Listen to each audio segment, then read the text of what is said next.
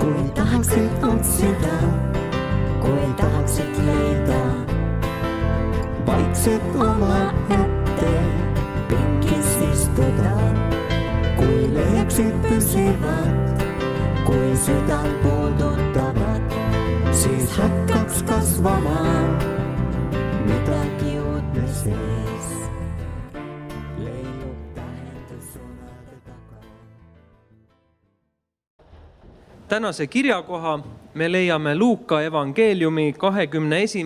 peatükist, salmid 5-38. Ja kui mõned ütlesid pühakoja kohta, et see on ilusate kividega ja tõotusandidega ehitatud, siis Jeesus ütles: päevad tulevad, mil sellest kõigest, mida te näete, ei jäeta kivi peale, mida maha ei kistaks. Aga nad küsisid temalt: õpetaja, millal need siis tulevad ja mis on tunnustäheks, kui need peavad sündima? Jeesus ütles: vaadake, et teid ei eksitataks, sest paljud tulevad minu nimel öeldes, mina see olen. Ja aeg on lähedal. Ärge minge nende järel. Aga kui te kuulete sõdadest ja rahutustest, siis ärge kartke, sest see kõik peab enne sündima, kuid lõpp ei ole veel niipea käes.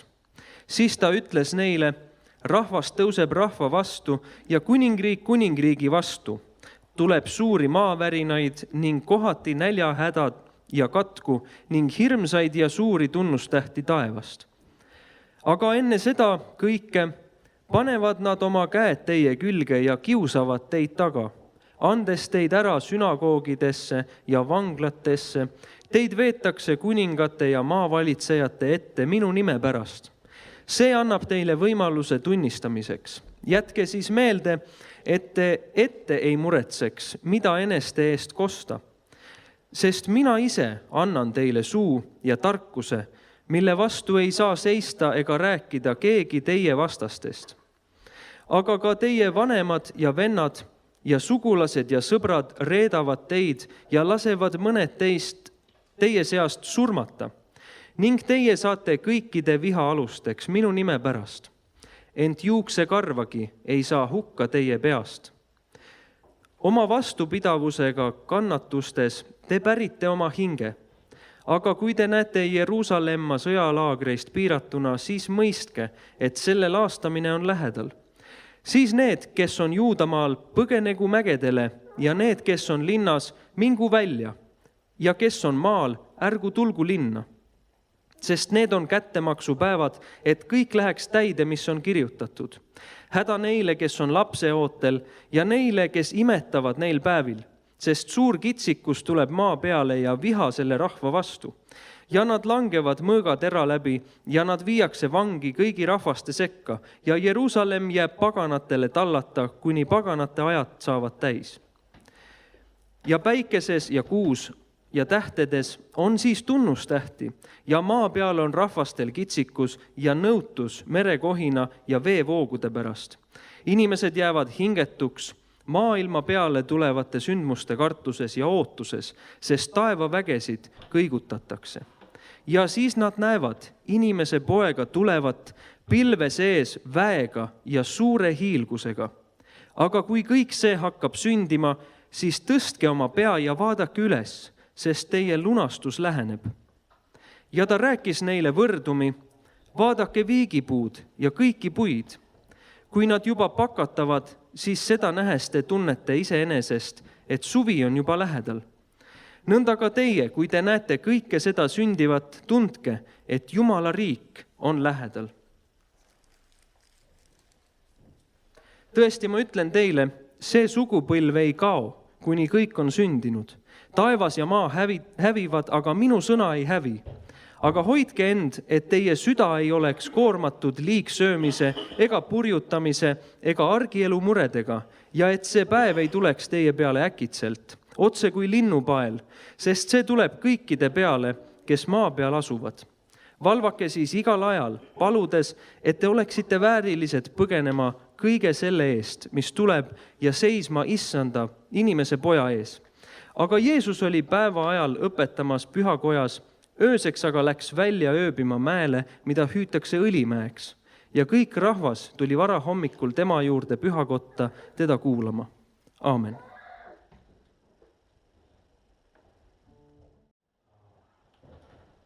Siis Jeesuksen tuleminen on keskeinen osa kristillistä uskoa. Siihen meidän toivomme tähtää. Jeesuse tulemine on väga keskne kristlase usus ja seda me ootame. Uskoon liittyy tällainen paradoksi. Usku liittyy sellainen paradoks. Se, mitä me odotamme, se kaikki on läsnä ja koettavissa ja totta jo nyt. Se, mitä me ootamme, on kohal, tuntav ka juba praegu. Martin Luther sanoi, että hän kuvasi uskoa näin, että usko ei ole väline, jolla me lähestymme Jumalaa tai Jeesusta. Martin Luther maalis sellest siukse pildi, et usk ei ole see vahend, millega me tuleme justkui Jumala ja Jeesuse juurde. Vaan uskossa Kristus on jo läsnä sinussa ja minussa. Vaid usu kaudu Kristus on juba meie juures, sinu ja minu juures. Ja kun puhumme Jeesuksen tulemisesta, niin on hyvä huomata, että Uusi testamentti, Raamattu puhuu siitä ainakin 3 merkityksessä. Ja alati, kui Piibel kirjutab Jeesuse tulemisest, on hea märgata, et Piibel räägib siin 3 tähenduses. Ensimmäiseksi ylösnouseen ilmestykset pääsiäisen jälkeen, 40 päivän ajan. Esimeseksi siis üles tõusnud Jeesuse ilmumine 40 päeva jooksul oma jüngritele Aivan. ülestõusmise järgi. Joo, niin.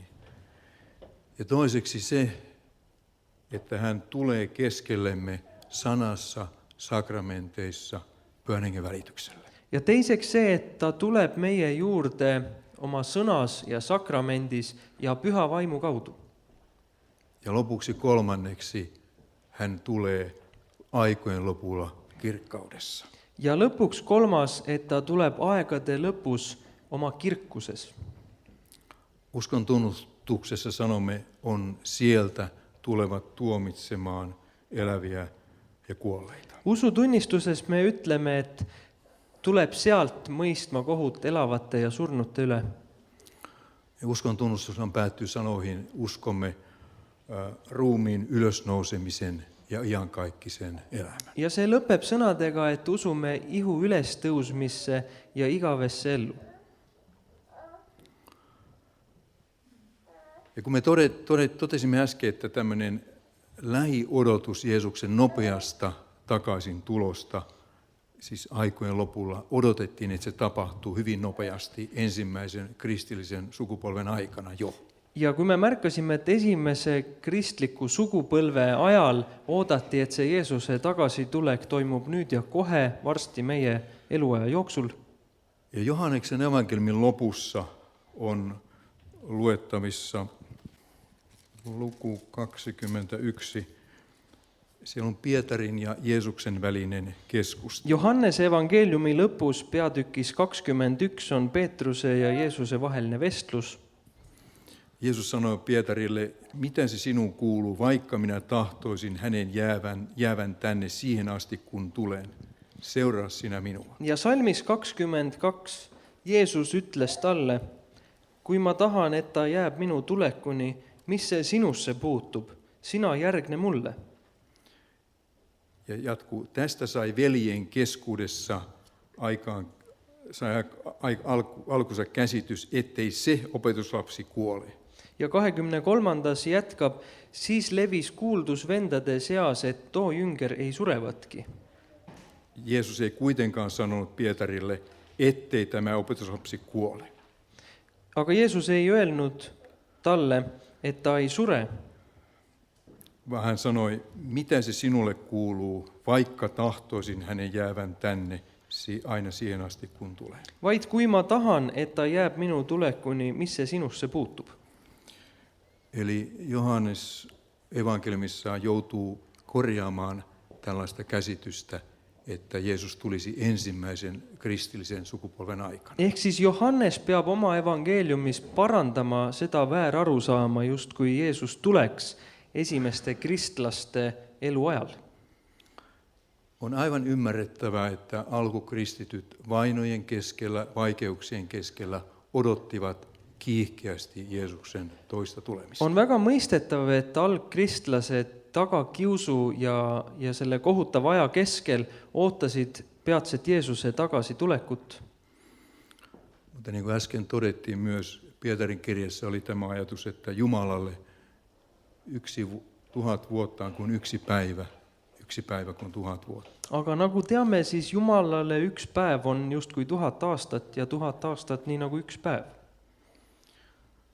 Äsken puhuttiin tästä ilmestyskirjasta. Rääkisime vahepeal ka ilmutuse raamatust.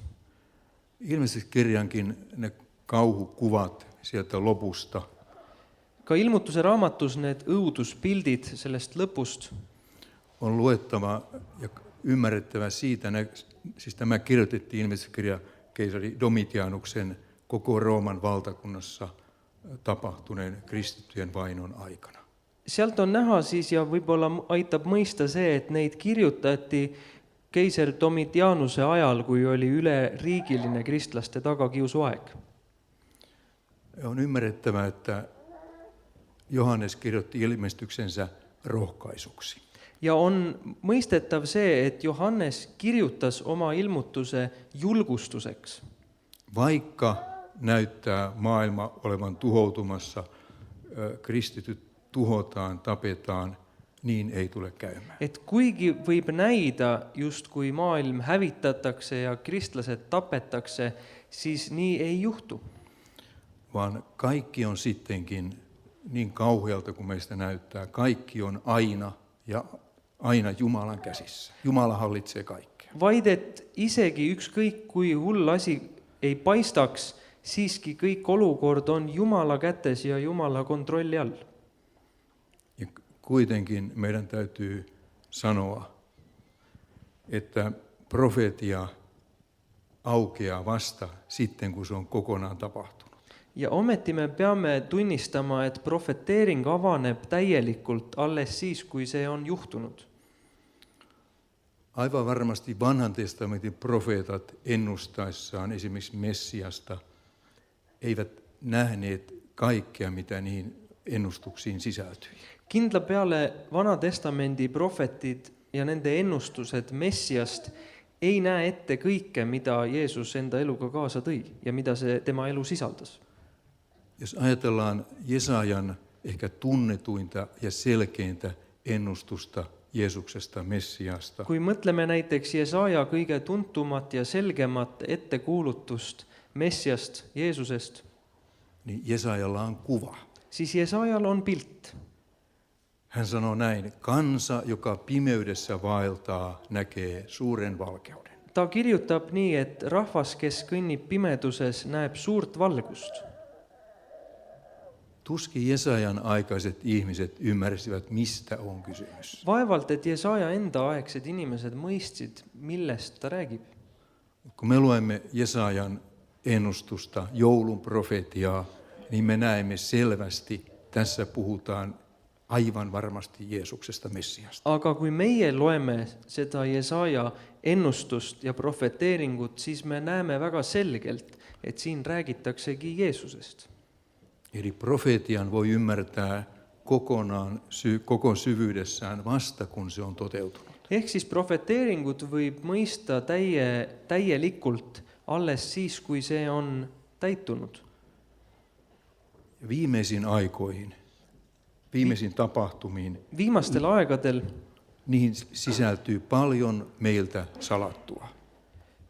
Asiat, jotka me emme tiedä. sisaldab väga palju neid detaile ja asju, millest me ei ole teadlikud. Meidän asiamme ei ole tietää. Ja meie asi ka ei ole teada. tärkeintä on luottaa Jumalaan. kõige tähtsam on loota Jumalale. Luottaa siihen, että näytti miltä näytti. Et loota sellele, et olgu nii, nagu paistab, Näytti minun tai sinun elämässä, miltä näytti elämä on, sinun elämäsi on Jumalan käsissä. paistku sinu või minu elu, milline tahes, siiski meie mõlema elu on Jumala käes. Tämä oli yksi hyvin tärkeä opetus Jeesuksen opetuksessa. Luottakaa Jumalaan. Ja see oli ka Jeesuse õpetuses üks tähtsaim õpetus, looda Jumalale. Tämä antikristus, vastakristus, See antikristus, Kristuse vastand, on historian halki aikana kyselty, kuka se voisi olla. Kuka se on? tema kohta läbi inimajaloo on küsitud, et kes see võiks olla, kes see nüüd on. Äsken huomasimme, että Neeroon, ensin kristittyjen vainoajan, keisari Neeron ainakin se sopii. Võime märgata, et näiteks keiser Nerole see justkui sobiks. Ja kuitenkaan ketään semmoista maailmanhistorian henkilöä, hirmuhallitsijaa, jota Raamattu kuvaa antikristukseksi, ei ole vielä ilmennyt. Aga tõde on see, et kedagi sellist hirmuvalitsejat, antikristust, keda piibel kirjeldab, seda ei ole veel leitud. Siis Raamattu puhuu aikojen lopusta ja sanotaan, että antikristus on yksi selkeimmistä merkistä. Piibel räägib siis, et lõpuaegadega seoses antikristus on üks selgeimatest märkidest. Ja sitten ihan toinen asia, apostoli Paavali kertoo salaisuuden. Ja teine asi, apostel Paulus räägib meile ühe saladuse.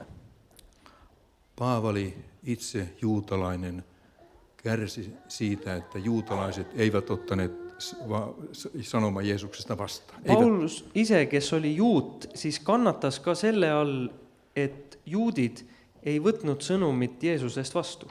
Eivät tunnustaneet häntä Messiaksi. Ei tunnistanud teda Messiaks.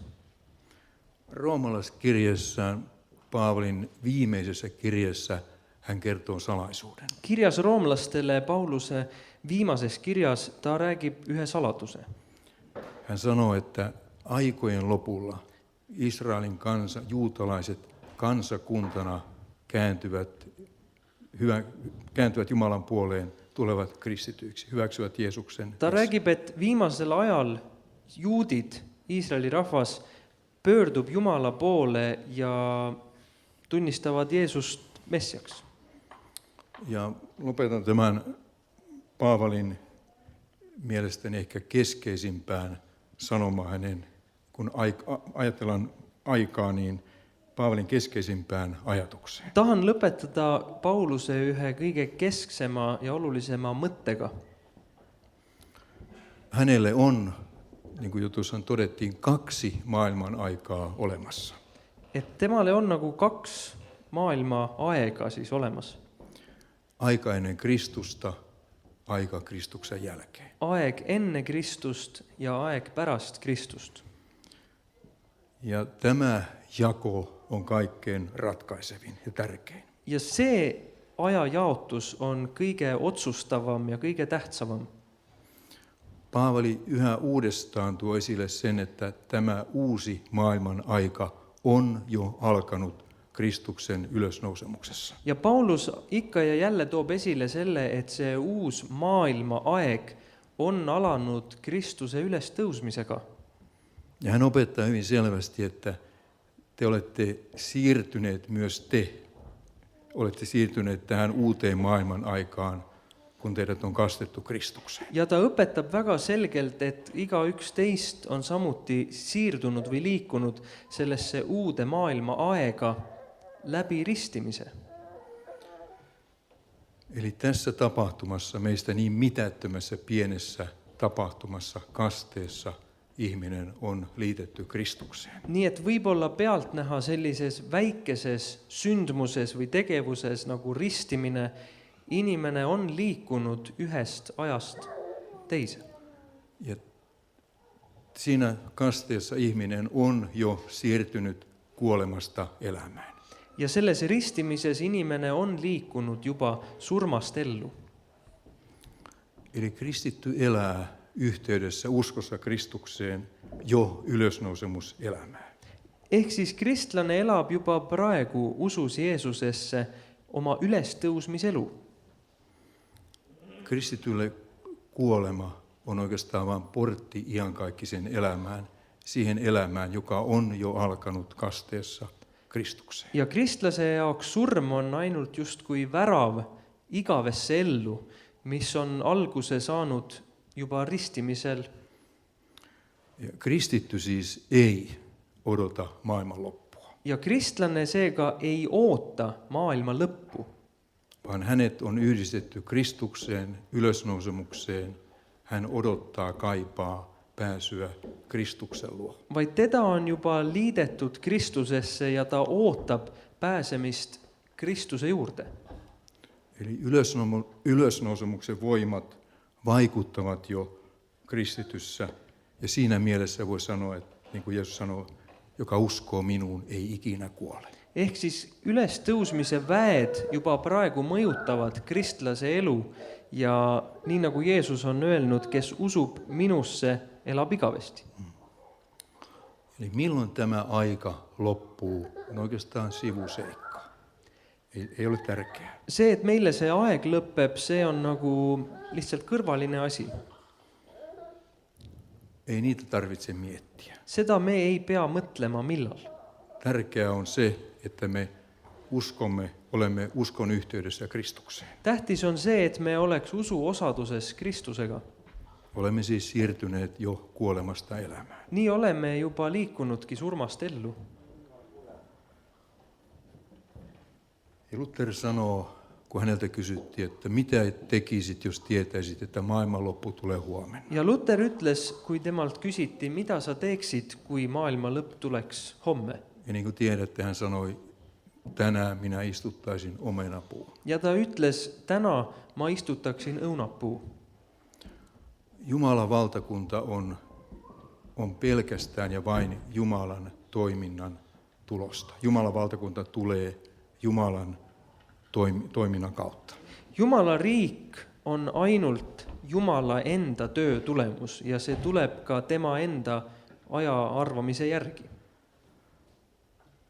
Ja kuitenkin me tiedämme, että Raamattu, kaikista kauniimmat kuvat Raamattu käyttää, kun ne kuvaa iankaikkisuutta Jumalan yhteydessä. Ja ometi teame ja näeme, et Piibli kõige kaunimad pildid on kirjutatud sellest, kui kirjeldatakse igavest elu.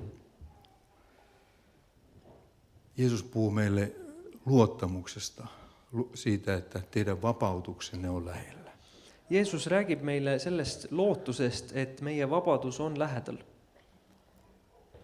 Jumalalta, kaiken rakkauden ja armon antajalta saamme odottaa hyvää. Jumalalt, kõige armastuse ja armu andjalt saame me oodata ainult head.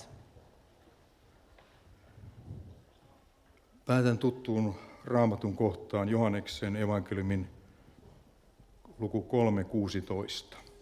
Ja lõpetan Piibli ühte tuntud kirja kohta Johannese evangeeliumi 3:16.